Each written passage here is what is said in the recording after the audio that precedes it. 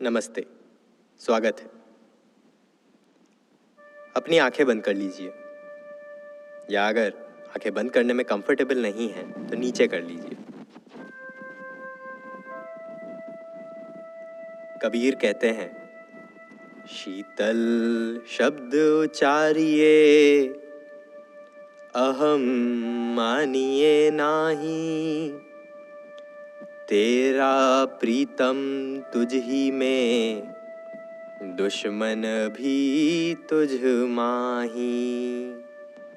जिदु कृष्णमूर्ति कहते थे कि observing without evaluation is the highest form of human intelligence, यानी अपनी मान्यताओं के चश्मे को उतार कर किसी चीज को देख पाना मनुष्य की बुद्धि की पराकाष्ठा है। जब हम अपनी ऑब्जर्वेशन के साथ एनालिसिस या मूल्यांकन जोड़ते हैं तो ज्यादातर आलोचना बन जाती है।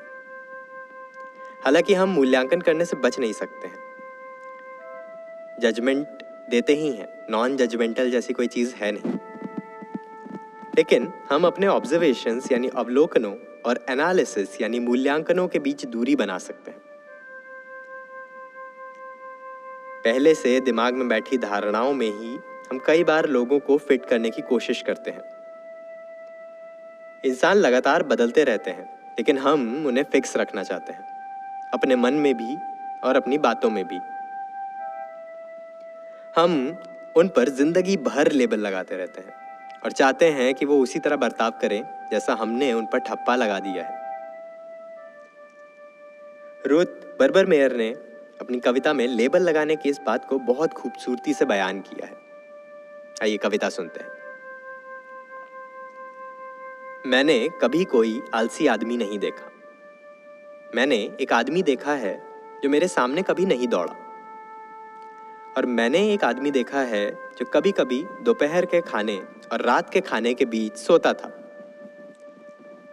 और जो बरसात के दिन घर पर ही रहता था। लेकिन वो आलसी आदमी नहीं था।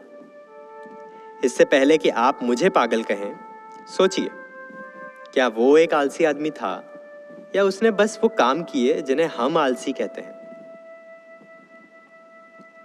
मैंने कभी कोई बेवकूफ बच्चा नहीं देखा। मैंने एक बच्चे को देखा है जो कभी कभी ऐसे काम करता था जो मुझे समझ में नहीं आते थे, या ऐसे काम करता था जो मैंने सोचा भी नहीं था।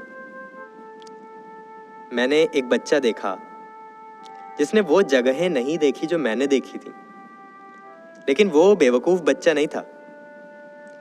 इससे पहले कि आप उसे बेवकूफ कहें, मुझे बेवकूफ कहें, सोचें, क्या वो एक बेवकूफ बच्चा था या बस चीजों को जानने का उसका तरीका आपके तरीके से अलग है।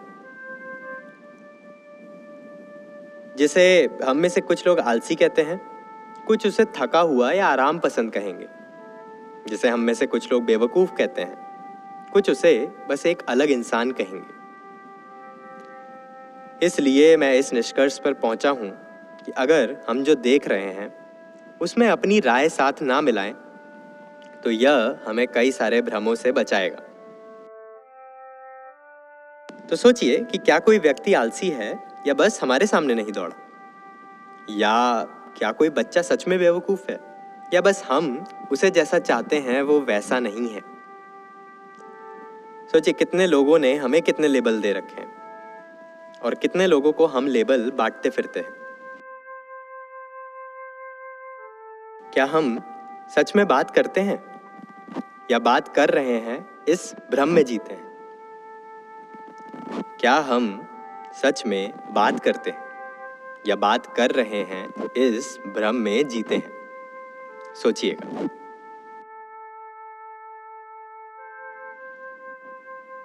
कमेंट सेक्शन में हमने चिंतन के लिए, रिफ्लेक्शन के लिए एक सवाल दिया है। उस पर आपके जो भी विचार हैं या रिफ्लेक्शन हैं उन्हें लिखें। शुक्रिया।